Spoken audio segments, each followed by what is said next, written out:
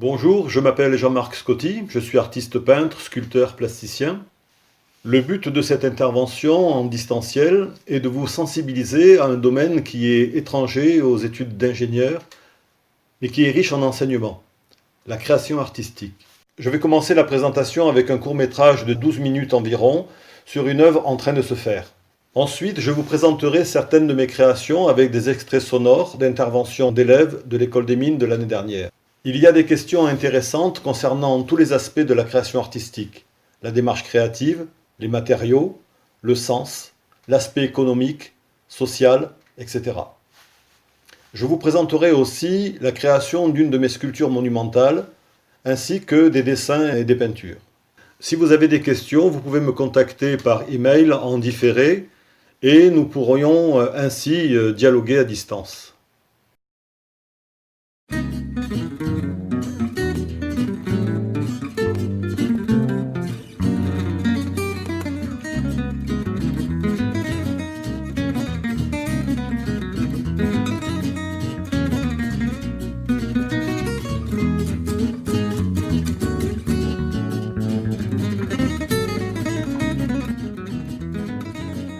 Je décide de faire une série, donc là je rentre dans le processus créatif. C'est-à-dire que je ne suis pas du tout à vouloir représenter quelque chose de bien précis. Au contraire, je fais le vide. La création, c'est d'abord le point zéro, c'est-à-dire que c'est la phase de néant, c'est la phase où il n'y a plus rien, la pensée n'est plus là, la notion rationnelle des choses n'est plus là, il y a comme une suspension. En revanche, je suis très proche donc de la réalité, mais cette fois de la réalité de la feuille blanche et de ce qui va se passer au niveau de la structure du geste et de la composition de l'ensemble de l'œuvre. Mais je me laisse l'autorisation de pouvoir manipuler, arranger, évoluer au cours de cette création. Donc c'est vraiment une expérience de création de fond. Il se trouve que cette œuvre a été réalisée à l'aquarelle, ensuite avec de l'encre et des outils tout à fait rudimentaires tels que des pinceaux et des pigments. Donc on reste sur des bases tout à fait naturelles. Donc je vous laisse regarder cette vidéo et ensuite vous pourrez poser des questions et on pourra développer.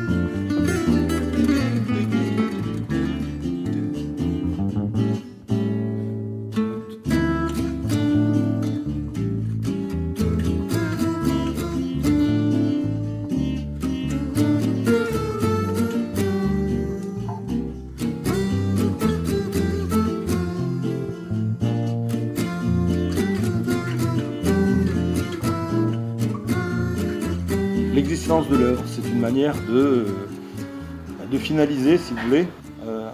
En fait, une œuvre n'est jamais finie, je dis finalisée, mais une œuvre s'arrête. Pinceau s'est posé, ça s'arrête. C'est pas pour autant fini, mais c'est au moins arrêté. Après, il y a la phase de méditation, d'observation de l'œuvre, telle qu'elle est, et ensuite cette œuvre peut encore se modifier au cours des semaines. Mais là, vous avez le tempo, si vous voulez, du début jusqu'à la fin. Je pars de rien. J'ai un thème plus ou moins abordé, mais qui reste un peu flou, et la chose se concrétise pendant l'action picturale. Donc n'hésitez pas, si vous avez des questions. Allez-y. Oui. Est-ce que vous avez vendu cette œuvre? Oui.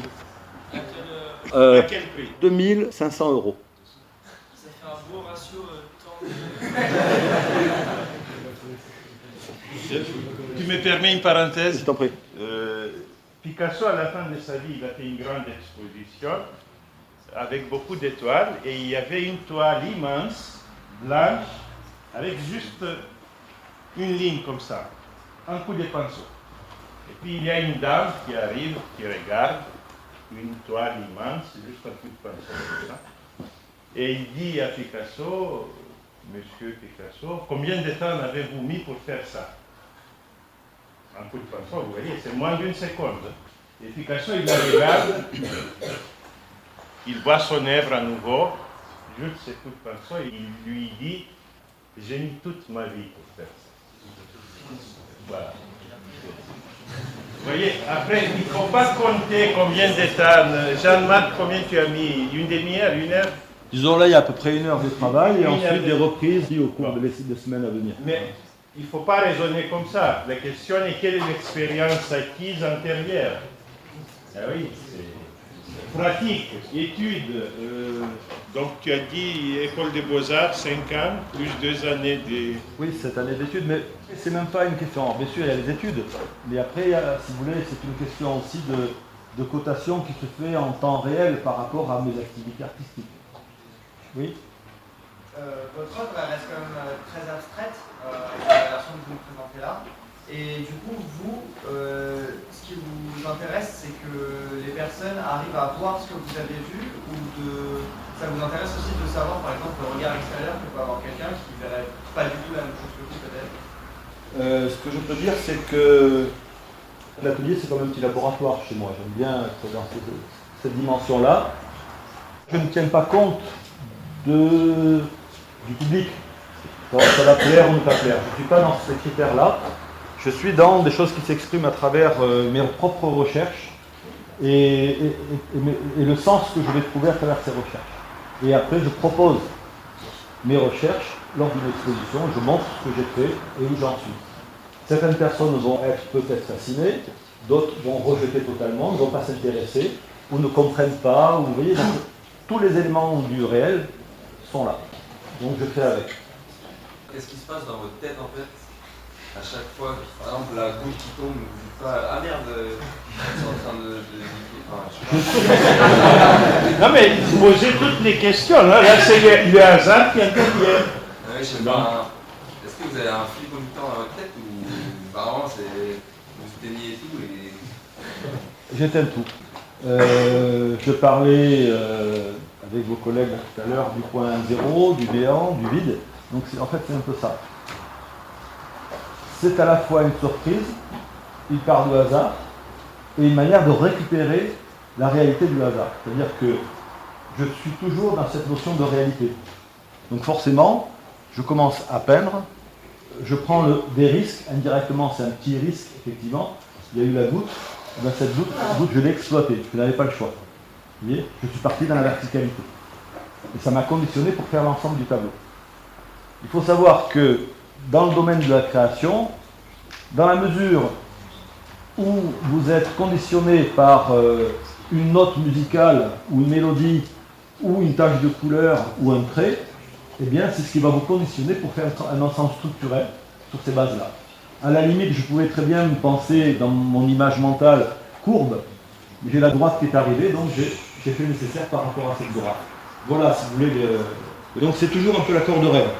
Donc remettre en question ses idées, remettre en question ses acquis et faire avec le réel de l'œuvre. Donc c'est l'œuvre qui s'impose et je négocie avec, jusqu'au bout. Hein. Si j'avais fait une courbe, je n'aurais certainement pas fait du tout ce type de travail.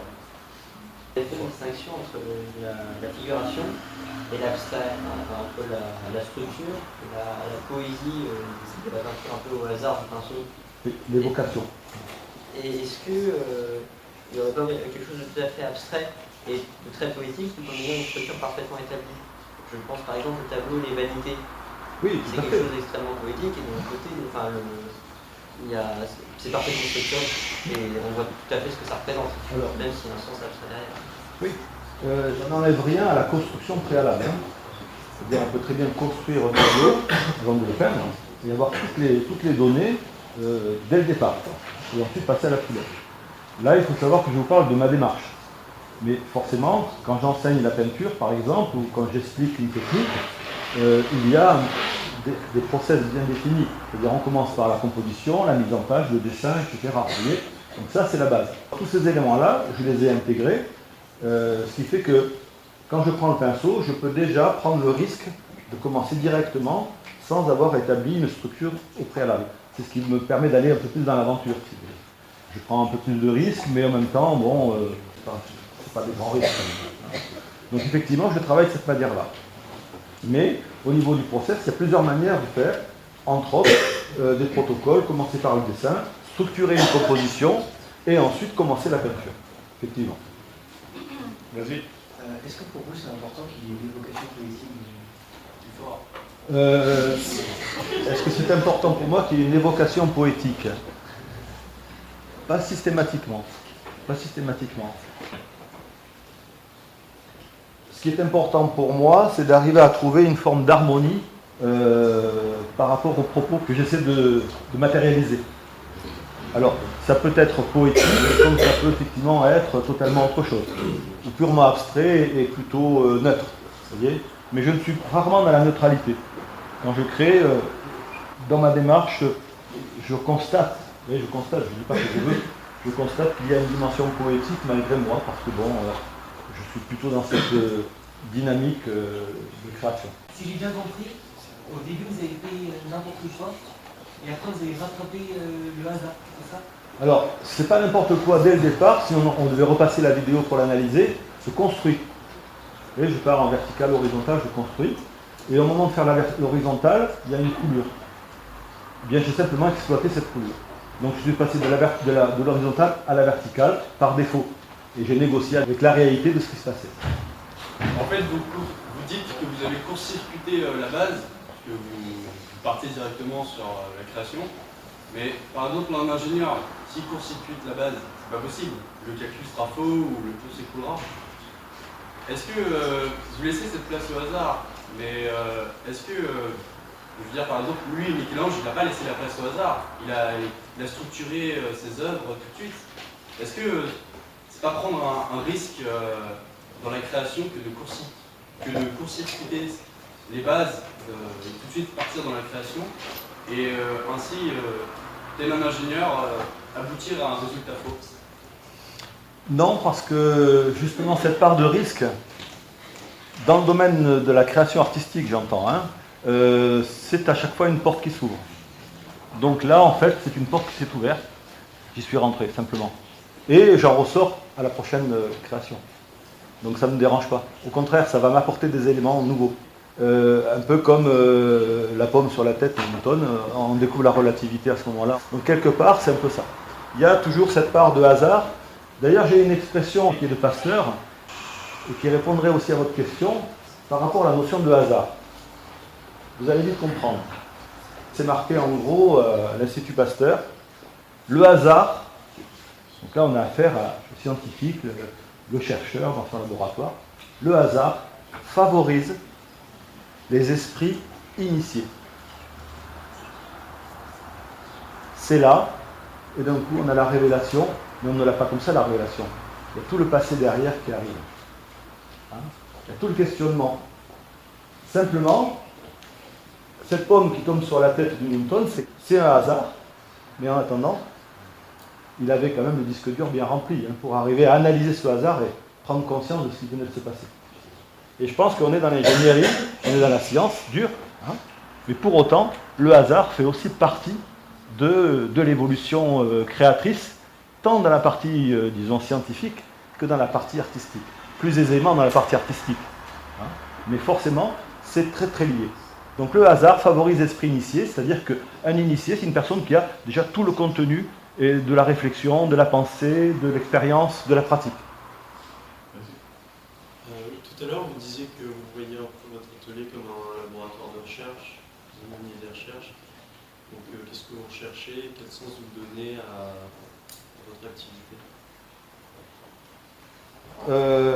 Quand je parle de l'atelier avec une image de laboratoire, c'est que je me sens quand même plutôt dans le domaine de la recherche, même subjective, dans le sens où je ne me satisfais pas des acquis. Donc les acquis c'est bien, mais je ne reproduis pas un acquis. J'essaie toujours de voir plus loin.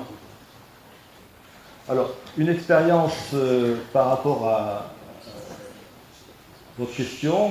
Ces dernières années, j'ai intégré plusieurs techniques à la base de l'aquarelle. Vous voyez ? Donc les aquarelles, je les réalise de cette manière-là. Mais à un moment donné, j'ai voulu expérimenter le rapport entre la complexité créative et plusieurs médias, à savoir la photographie, le travail sur ordinateur et la manière de réarticuler toutes les techniques, disons de la photographie à l'esquisse au crayon ou à l'esquisse au pinceau, retravaillée par un système photographique, l'induire dans un système numérique et ensuite avoir une impression sur laquelle je vais encore retravailler d'un point de vue basique, si vous voulez, au pinceau, à l'encre, etc. Quoi qu'il en soit, tout ce qui passe par le numérique, enfin du moins chez moi, est systématiquement retravaillé à travers ce type de technique-là.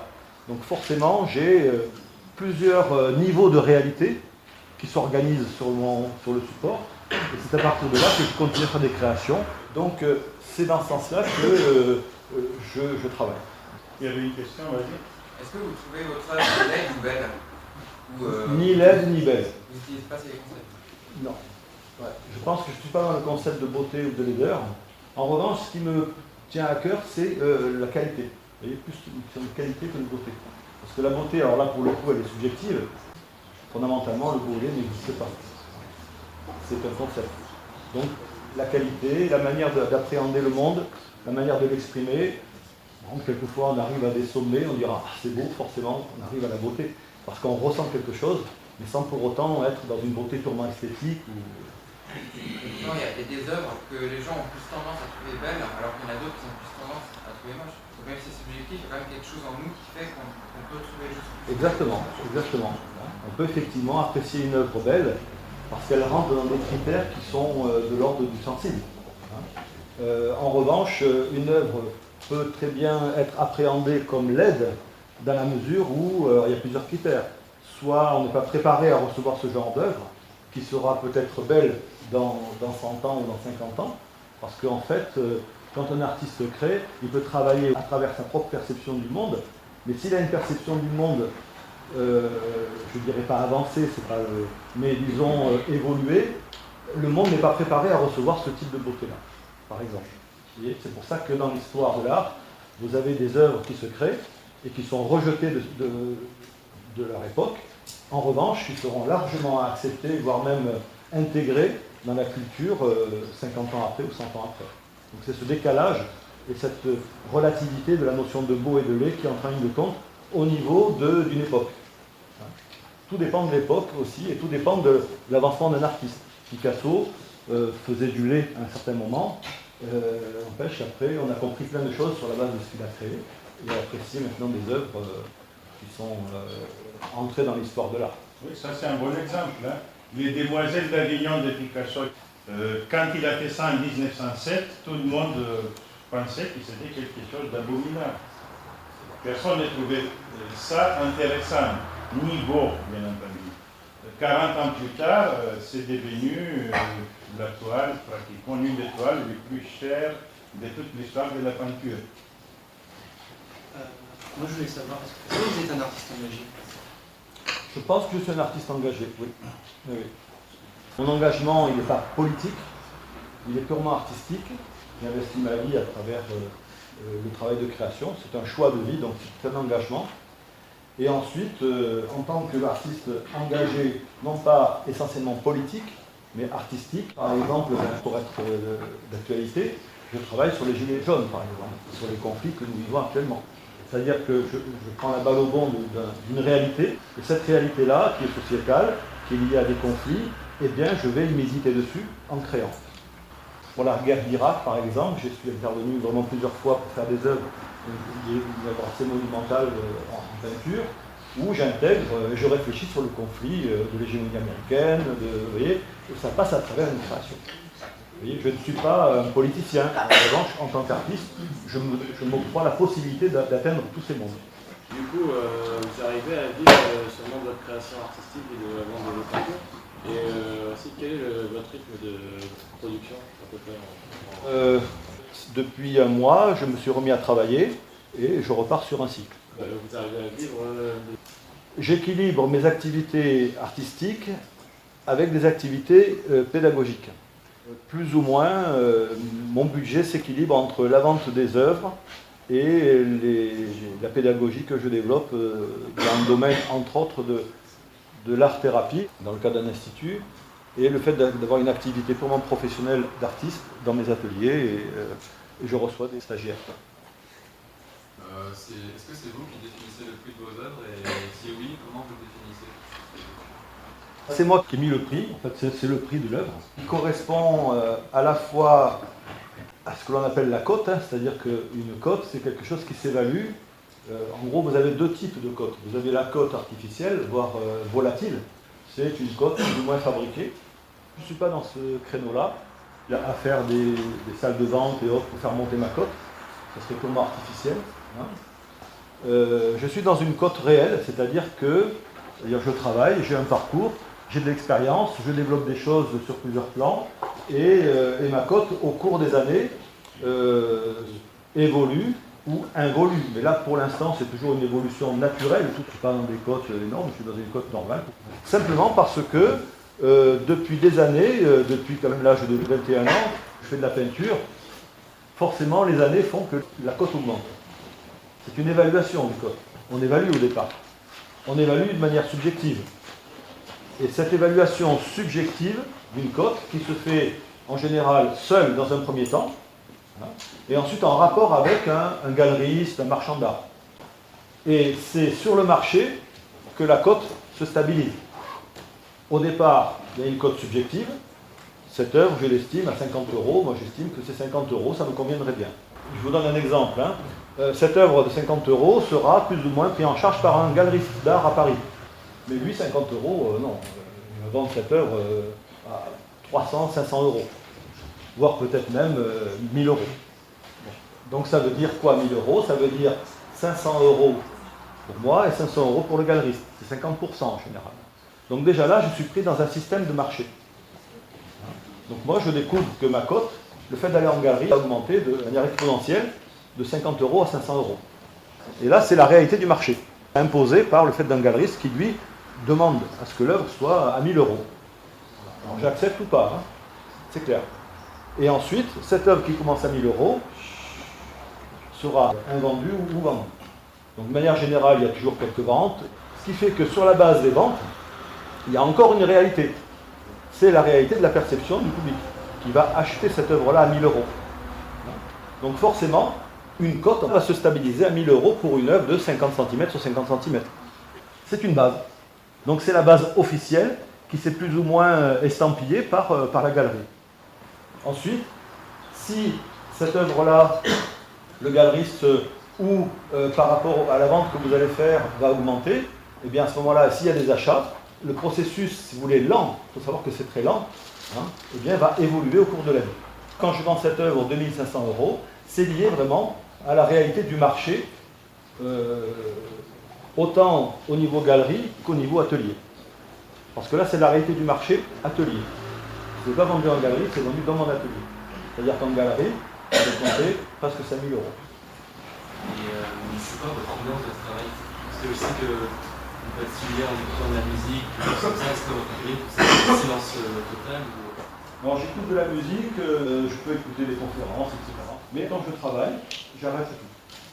Je travaille dans le silence. La musique induirait trop d'éléments perturbateurs. J'ai besoin de me retrouver vraiment dans la réalité austère, on va dire, de l'œuvre. Les anciens artistes, je pense de la Renaissance à 1800, avaient la recherche réelle du beau. Alors ils cherchaient réellement à créer quelque chose de beau. Pourquoi les artistes modernes ont perdu cette essence? Et aujourd'hui, j'ai un peu l'impression que les artistes font de l'art pour faire de l'art. Il n'y a plus vraiment cette recherche de créer quelque chose de beau qui était présente chez les anciens. En fait. Disons qu'à l'époque, il y avait des canons esthétiques, des écoles. Donc effectivement, toutes ces écoles se calaient sur des canons esthétiques, avec une notion de beauté liée d'ailleurs à la Grèce antique. Donc, tous ces éléments-là, effectivement, depuis disons, la Renaissance jusqu'au 19e siècle, on va dire 18e, fin 18e, ce sont des choses qui ont été bien ancrées au niveau des écoles, avec une évolution pour travers la peinture et la sculpture. Ce qu'il faut savoir, c'est que déjà au Moyen-Âge, la notion de beau, c'était le travail essentiellement basé sur la notion donc, du divin, et des illustrations.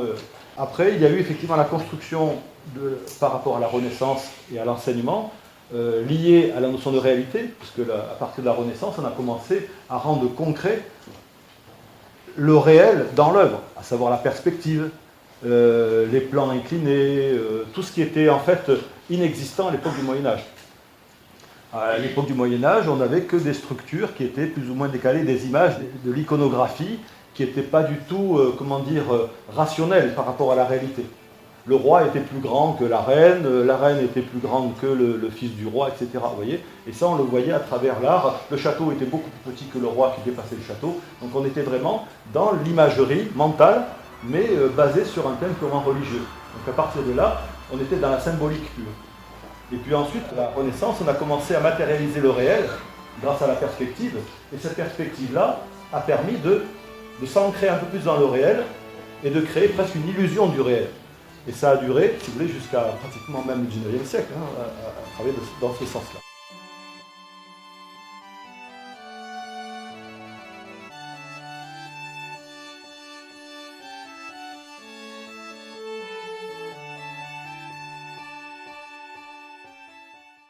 quoi du coup le critère de beauté actuel? La notion de beauté à l'époque, c'était justement des canons esthétiques qui perduraient à travers les écoles et les époques. À notre époque, il faut savoir que la notion de beauté, donc on est au 3e millénaire, existe toujours. Hein. C'est-à-dire qu'une personne actuellement peut très bien dire « moi j'adore l'impressionnisme, je trouve ça très beau ». L'impressionnisme, c'était le 19e siècle. Est-ce qu'on va trouver beau, par exemple, un Jeff Koons à notre époque? Donc dans l'art contemporain, si je représente, je pense à Jeff Koons, qui est très connu et qui est en fait un artiste réputé à l'échelle internationale. Est-ce beau, pas beau? C'est la culture pop, populaire, et c'est en même temps une œuvre qui coûte plusieurs millions d'euros. Alors, que dire de la beauté? Tout est relatif. Tout se fait sous l'influence de tout. Donc forcément, on est dans une complexité au 3e millénaire qui nous emmène à un affaiblissement de ce que l'on pourrait appeler la beauté au profit de la complexité des possibles. On n'est pas dans une époque où on peut dire, tiens, la beauté, c'est ce critère-là ou ce critère-là. Puisqu'en fait, cette annulation de beauté qui pourrait avoir du sens, comme je vous disais tout à l'heure, pour moi je ne parle pas de beauté ou de laideur, je parle simplement, donc là c'est une forme de dichotomie, forme manichéenne, de dire le beau, le laid, etc. Je dirais plutôt que c'est cette notion de qualité, déjà au niveau du métier, de l'expérience, du travail, et en même temps cette notion de perception du monde qu'on a effectivement dans l'art comme dans la science. Et à partir de là, il y a une évaluation de ce qu'on pourrait appeler la beauté, mais passant par une démarche de qualité.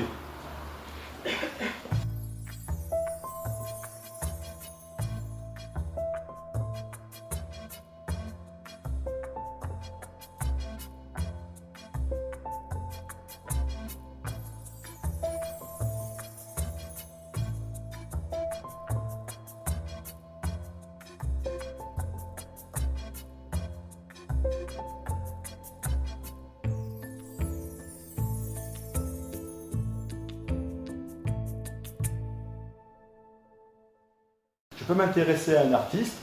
Je pense par exemple à Alsen Kiefer, qui est connu à l'échelle internationale, et qui en fait fait une œuvre autour de la Shoah depuis son enfance. Je m'intéresse à son parcours. Je trouve qu'il a un processus qui évolue vraiment dans une démarche de créateur. En même temps, c'est un artiste contemporain qui a une approche du gigantisme un petit peu dans son travail artistique. Donc là, je parlais de Alsen Kiefer, si vous avez l'occasion de voir sur Internet.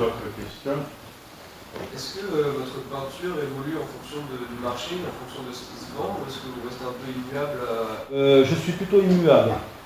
C'est-à-dire que le marché ne m'intéresse pas. En revanche, je vis avec mes moyens. Est-ce que vous avez déjà regretté d'avoir vendu une œuvre, que ce soit parce que vous l'auriez bien gardée ou que vous auriez apporté d'autres retouches?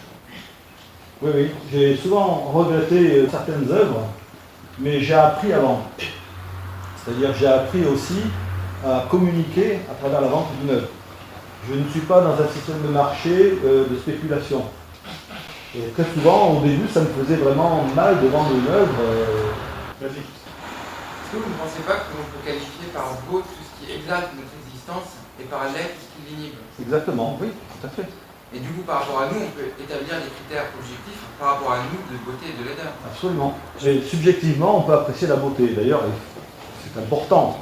Cette idée de beauté existe. Je regarde le ciel, je vois les planètes, il y a une beauté là qui m'échappe totalement, je suis fasciné. Il ne s'agit pas de dire que la beauté n'existe pas. Il s'agit tout simplement de voir comment on l'apprécie. Et à quel niveau on l'apprécie. Est-ce que vous ne pensez pas qu'il peut être dangereux pour l'esprit humain, du coup, de faire des œuvres, de montrer des œuvres qui, par rapport à notre perception des choses, sont laides? Il y a même un marché de la laideur aujourd'hui. De toute façon, tout devient économique. Vous connaissez la machine à produire de la merde ou pas? Vous rigolez, hein, ça existe. C'est un artiste qui l'a inventé. Delvoye, c'est un Belge. Et donc, c'est une machine qui produit la digestion humaine. Il a travaillé avec des biologistes, il a travaillé avec des ingénieurs. Et donc, l'expo consiste à mettre de la nourriture avec un entonnoir à une ouverture de la machine. Et puis, on observe le processus. Et au bout de la chaîne, il y a un gros caca qui sort. Il les conditionne, donc il les met dans des sachets en plastique, il signe et il les vend. Ça monte en bourse, hein, comme les actions en bourse. Ben, vous rigolez, mais il y a une logique là-dedans, si vous voulez. Dans la tradition, l'activité artistique utilisait des matériaux nobles. Le marbre, l'or, la peinture à l'huile, vous voyez, des matières raffinées. Et puis, à partir de la contestation de Picasso, des Demoiselles d'Avignon, il y a plusieurs voies de contestation qui se sont ouvertes. Et le premier qui a contesté cette noblesse des matériaux, c'était un artiste italien des années 1960 qui s'appelait Piero Manzoni. Donc, cet artiste-là, qu'est-ce qu'il a fait? Il a pris son caca, il a fait des boîtes à conserve, numérotées et signées. Donc, à l'époque, ça a fait scandale, mais lui, il a dit ouvertement, il a dit jusqu'à maintenant, l'activité artistique a privilégié les matières nobles. Pourquoi ne pas privilégier les matières ordinaires, voire les matières les plus rejetées, celles dont on n'en veut pas? Donc il y avait une logique. Il y a un musée qui a acheté une boîte 28 000 euros. Donc voilà la cote de Piero Manzoni. Et l'artiste belge Delvoye, il a pris le même concept. Il a dit, bah, écoutez, on a privilégié les matières nobles, je vais privilégier non seulement les matières ignobles, mais je vais montrer les processus. Et en même temps, il dit, et là il n'a pas tort, il dit, la digestion humaine, elle est moche ou elle est belle? C'est une nécessité biologique. Et il dit, je vais la montrer, voilà. Et donc il y a un public qui va, nombreux, et puis comme derrière il faut qu'il y ait une œuvre et une vente, parce qu'il faut qu'il vive l'artiste, ben, il commercialise les produits de son œuvre. Et ça monte en bourse. Oui. Oui, juste pour rebondir à ce que vous dites, je trouve que ça ressemble un peu à de la masturbation intellectuelle. Et justement, vous associez la beauté à l'argent, à une vente, etc. Surtout quand on sait que le milieu de l'art est gangréné par tout ce qui est spéculation. C'est un milieu qui est peut-être comme tous les restes. Hein. Comment on peut associer la beauté à l'argent? Par exemple, vous avez parlé de Kunz. Kunz, ça se trouve, c'est de la beauté qui est peut-être créée de toutes pièces par des millionnaires qui ont investi là-dedans, qui rachètent les œuvres et qui savent qu'elles lui vont être vendues plus cher. Alors je rejoins ce que disait justement Yanis par rapport à cette idée de création qu'il a évoquée, sachant que nous sommes dans une époque de transversalité. Forcément, l'art est soumis à cette transversalité. C'est-à-dire qu'on peut parler de biologie, ce qui est le cas là, hein. On peut parler d'astronomie, et à partir de là, les artistes vont créer des choses qui paraissent totalement abstraites, voire loufoques, et qui en même temps peuvent exprimer l'ordre de la science, de l'ordre de la psychologie, de l'ordre de la psychanalyse, mais qui ne sont pas directement conçus comme des œuvres sur toile, sur pierre. Cette transversalité a permis d'éclater le domaine artistique sur des plans totalement différents et complexes. Il n'y a pas une manière de créer, il y en a des centaines, des milliers. Et c'est ce qui fait que l'art contemporain, surtout au 3e millénaire, est confronté à cette ouverture, cette, on va dire, hyper-ouverture, qui nous rend en conflit perpétuel entre nos acquis, notre perception du monde de la beauté, et ce qu'on nous impose, ou ce qu'on nous propose, qui fait que ça remet en question toute stabilité d'acquis qui nous paraissent immuables. Et là, on montre effectivement que ce n'est pas immuable.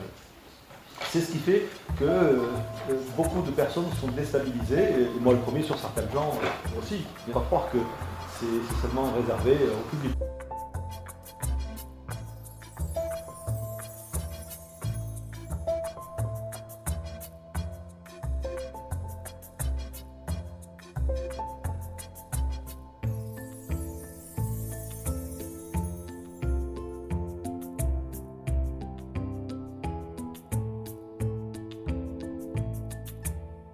Nous sommes tous des créatifs. On le voit bien maintenant avec les réseaux sociaux et autres, les initiatives personnelles ou interpersonnelles qui se prennent au sein même de la toile Internet. Donc quelque part, de toute manière, ils font aussi penser à une démarche d'artistes plus ou moins refoulés, mais qui s'expriment de toute manière, qui arrivent à s'exprimer. Vous voyez, dans ce sens-là, effectivement, on est tous artistes. Après, c'est une question d'approche artistique sur le long cours, par rapport à l'individu, c'est-à-dire comment nous allons nous situer. artiste. Vous pouvez très bien aussi être artiste, avoir cet esprit artiste, et à partir de là, faire de la création. Donc là, on parle plutôt de l'inventeur, du chercheur. Mais c'est le même principe. Au fond, c'est ça. Certains y arrivent par des calculs, par un raisonnement mathématique. D'autres arrivent par intuition aussi à faire de l'art. Pourquoi pas? La frontière, surtout en ce 3e millénaire, la frontière est très restreinte entre la science et les arts. Disons que d'une part, vous avez la science dure et la science molle, du point de vue des clichés. Mais en fait, c'est cette notion systématique qui pourrait revenir à l'esprit de la notion de cerveau droit et cerveau gauche, tout simplement. Après, vous avez des gens qui ont un cerveau droit beaucoup plus développé que le cerveau gauche, et vice-versa. Donc je dirais que les deux sont très complémentaires. Alors, elles peuvent s'opposer, mais elles sont aussi complémentaires.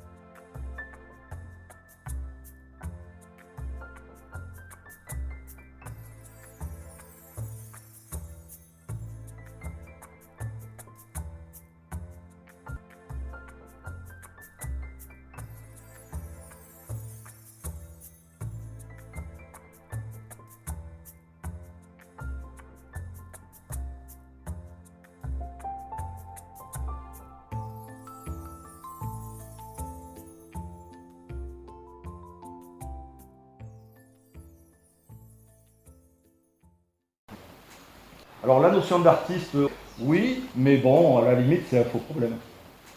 C'est une question, après, de perception du monde, purement artistique, ce qui est mon cas. Je vous parle sur la base d'une subjectivité, en tant qu'artiste, et puis vous avez le chercheur, l'inventeur, qui, à sa manière, est aussi un artiste. À travers ses équations, il va découvrir des choses qui, effectivement, sont de l'ordre du grand art. De mon point de vue, il n'y a pas de dichotomie entre l'art et la science. Personnellement, j'ai toujours pensé être dans l'art, mais sans pour autant me proclamer artiste. Je le suis par défaut, si vous voulez. Même si c'est, disons, paradoxal, on peut étudier pour autant ne pas être artiste, et puis ne pas pour autant étudier, mais s'intéresser, et puis être vraiment profondément un artiste. C'est très paradoxal. Sachant qu'avant de rentrer à l'école des Beaux-Arts et avant de faire mes études artistiques, je me sentais déjà avec la fibre pour dessiner, pour peindre, pour voir le monde avec la couleur, la forme, etc. J'avais cette propension à voir les choses de ce monde avec un regard, disons, je ne dirais pas d'artiste, mais au moins de peintre. Vous avez dit qu'il y avait une certaine proximité entre les sciences et les arts. Mais est-ce qu'elles ne sont pas intrinsèquement différentes par leur objet, étant donné que la science, ou en tout cas l'invention, est orientée vers l'utile, alors que l'art est plutôt orienté vers le beau? C'est-à-dire on se retrouve effectivement avec une différence fondamentale. D'une part, il y a l'objectivité, et d'autre part, il y a la subjectivité. Donc, par rapport aux scientifiques qui va, sur les bases bien réelles et objectives, arriver à structurer quelque chose qui est de l'ordre de la science. Donc effectivement, ça reste différent. La proximité se situe entre science et art dans la complémentarité, plutôt que dans l'opposition. Du moins pour ma part, si je suis là aujourd'hui, c'est dans un processus de complémentarité, non pas d'opposition. C'est trop simple de développer une dichotomie cartésienne sur le fait d'être artiste ou scientifique. Je suis très ému quand je vois une œuvre architecturale, je suis touché. Quand j'entends le moteur d'un avion de grosse émotion, ça c'est de l'ingénierie. C'est de l'art appliqué à une fonction, mais ça reste quand même de l'ordre de l'art.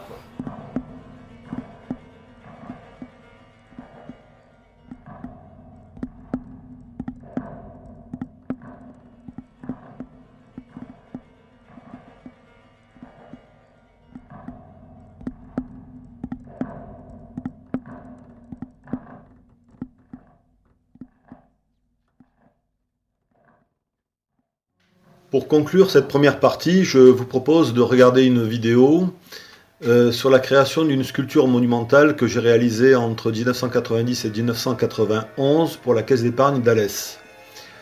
Il s'agit d'une création de sculpture monumentale en métal doux de 6,50 m de haut et sur 4 m² au sol, réalisée en 10 mois, de septembre 1990 à juin 1991. Le coût total forfaitaire de l'œuvre s'est élevé à 200 000 francs, c'est-à-dire la valeur actuelle de 30 000 euros. Voilà, donc là vous allez voir quelques étapes liées à des études et avant-projets de structures sculpturales réalisées à partir de 1988 sur les bases de mes projets antérieurs sur l'architecture réalisés en bois. C'est sur la base de plusieurs projets et maquettes que j'ai commencé à repérer les grandes lignes de cette idée de sculpture monumentale, sachant que la contrainte du côté architecte était de ne pas dépasser 500 kg, ce qui fait que bien forcément ça m'a obligé à travailler sur un métal relativement fin.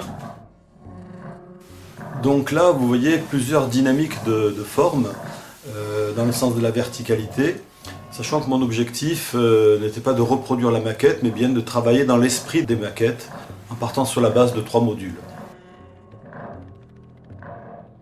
J'ai eu l'occasion d'en faire également en carton, en papier, etc., pour me donner les grandes lignes, tant au niveau des volumes que du rapport entre les masses de la base de la sculpture que de la hauteur, puisqu'en fait à 6,50 m, il fallait aussi s'organiser en tenant compte des proportions tant de l'architecture que du site.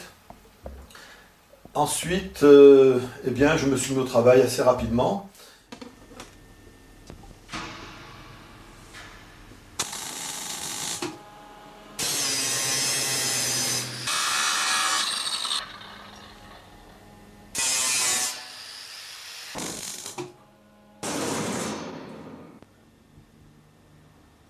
Comme je vous l'ai dit en première partie, je suis parti du point zéro, comme si j'avais tout à découvrir, et c'est à partir de là que j'ai commencé à redessiner, reconstruire, etc.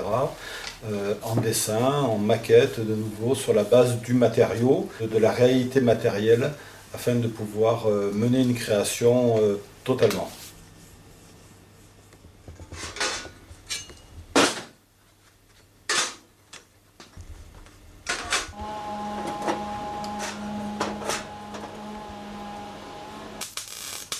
Le dessin est très important. C'est du direct, c'est du spontané, mais avec une pensée concrète qui se matérialise. Encore. C'est avec un oxycouper que j'ai matérialisé toutes les formes. Là, il faut la griller.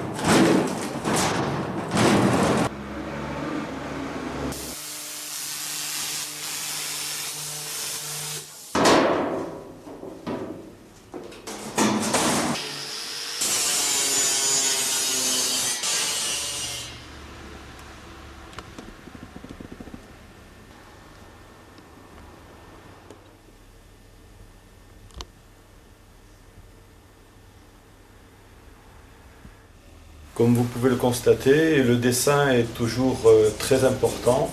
C'est la matérialisation de la pensée et de la perception visuelle des formes et des relations entre les formes. J'ai embauché un apprenti pour m'aider. En même temps, je lui montrais la technique de la soudure, la coupe, etc. Donc c'était une manière de pouvoir faire un travail intéressant avec cette jeune personne.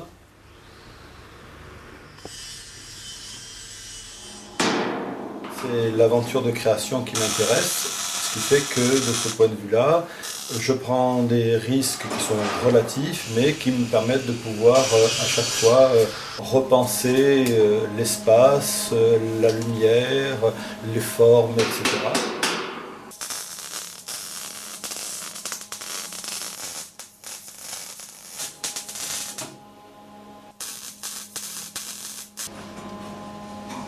De temps à autre, je faisais appel à des copains, de manière à pouvoir m'aider à transporter ces modules, les surélever, les mettre en situation dans l'espace, afin de pouvoir continuer sur la base d'une perception juste des formes.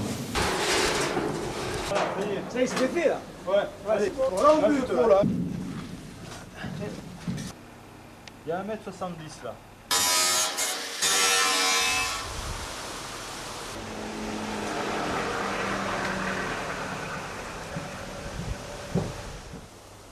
Des tiges filetées. On va prendre le cabot.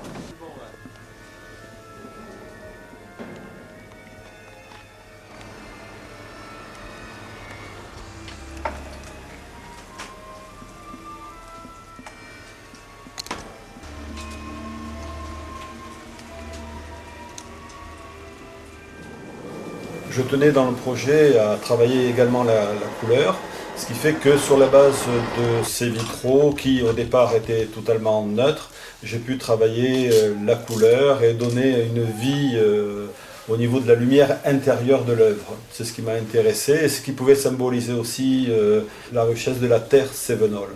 C'est dans ce sens-là, au niveau symbolique, que j'ai pu travailler les vitraux. Ici, vous avez un vitrail qui est façonné de manière à avoir un relief assez conséquent. Comme vous le constatez, je fonds l'altuglace avec un chalumeau et de l'eau, de manière à pouvoir jongler en direct pour travailler la forme, la façonner et lui donner sa dimension. Le vitrail plat, en fait, n'a pas lieu d'être pour ce type de démarche, puisque je travaille vraiment dans l'espace. Donc l'idée, c'est de façonner aussi un vitrail en 3 dimensions, de manière à avoir une lumière qui en fait fait écho avec d'autres lumières et d'autres couleurs. Donc une fois la sculpture installée, je me suis mis à prendre des repères de manière à pouvoir faire des coupes en altuglace. À ce niveau-là, ici, il faut que je vienne me relier par rapport à celui-ci là. Et il faut que je fasse des fixations de ce module. Et il y aura un parallèle à trouver entre ce plan et celui-là. Voilà. Toute cette structure-là est liée au module numéro 1. Dans cette zone-là, au niveau de ce vitrail, il faudra prévoir un passage aussi de là à là, délicat. Tous ces triangles, il faudra les travailler avec des vitraux. Voilà, travailler les matières métalliques sur le module indépendant. Revoir se gousser en mettant une équerre vers le fond. J'ai aussi là, par rapport à la partie complexe, entre les vitraux et la forme à celui-là. Après en face, c'est ce module. Voilà, il y a un boulon là, il y a un boulon ici. C'est à la fois de l'intuition, mais c'est aussi un travail de perception. Et je crois que ce travail de perception, au-delà de la matière elle-même, puisqu'en fait la matière, forcément il faut arriver à la maîtriser, eh bien c'est tout ce qui fait qu'à un moment donné, les éléments s'articulent dans l'espace et forment un ensemble cohérent. Une fois les modules terminés, l'ensemble de l'œuvre est parti à Tamaris pour le traitement de surface.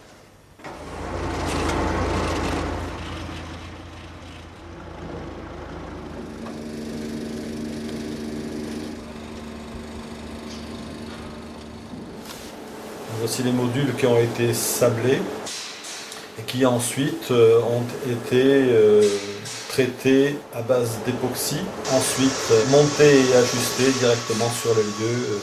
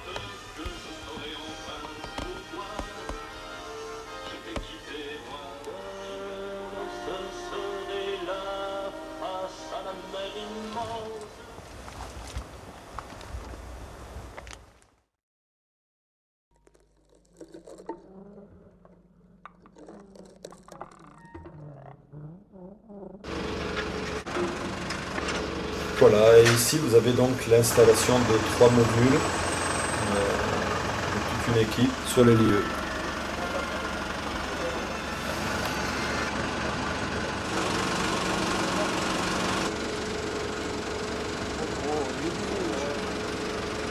Ça va comme ça jusqu'à la fin, c'est bon.